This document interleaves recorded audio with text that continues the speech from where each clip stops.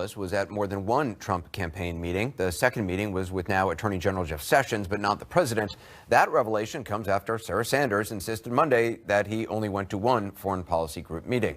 Also breaking news on the president's mindset as all this news unfolds. Sources tell CNN the president spent hours isolating his third-floor residence over the last 2 days, closely following and upset by these new developments.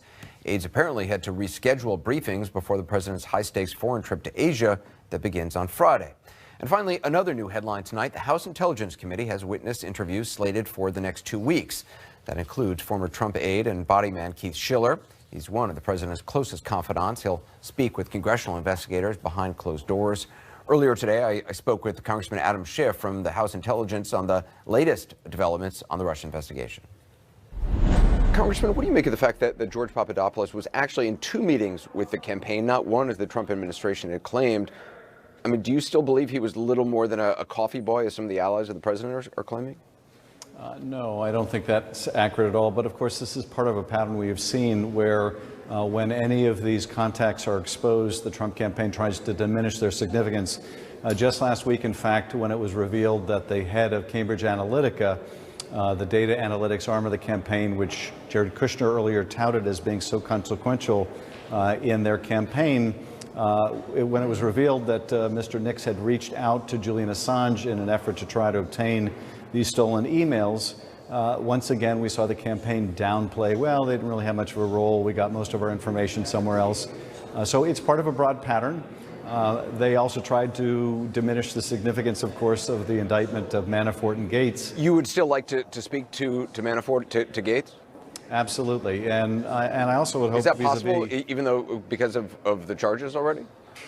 Well, you know, there are the technical constraints of them being under house arrest. Then there's more practical constraint that it's unlikely they may be willing to testify and not invoke the Fifth now that they've been charged. Right. But I'm hoping that when the case is resolved, that at that point, as a part of any agreement, should there be one, that Mr. Mueller will require their cooperation not just with him, but also with Congress. I assume you'd like to talk to Papadopoulos as well. Absolutely, and he was on our witness list. He was already very much a person of interest in our investigation, and apparently he's agreed to cooperate, but whether that's agreed to cooperate only with Bob Mueller or with us too is yet to be determined. Your committee is interviewing former aide to the president and longtime confidant Keith Schiller next Tuesday. I mean, he was, you know, sort of the president's body man for going back for years. What information do you hope he can provide? Are there specific topics you hope to question him on? Well, the majority apparently has been releasing our witness list. I'm not sure why, because the agreement is to keep that confidential and allow the witnesses to disclose if they choose to.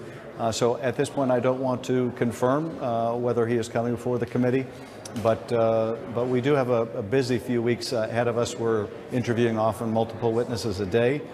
Frankly, I'm not sure that kind of schedule is good for the investigation in the sense that sometimes we're still waiting for the documents to interview these witnesses on, but there's a concerted push to bring people in fast and furious, I think, in an effort to bring us to a premature conclusion. Are you saying that the majority on the committee are kind of pushing things too fast?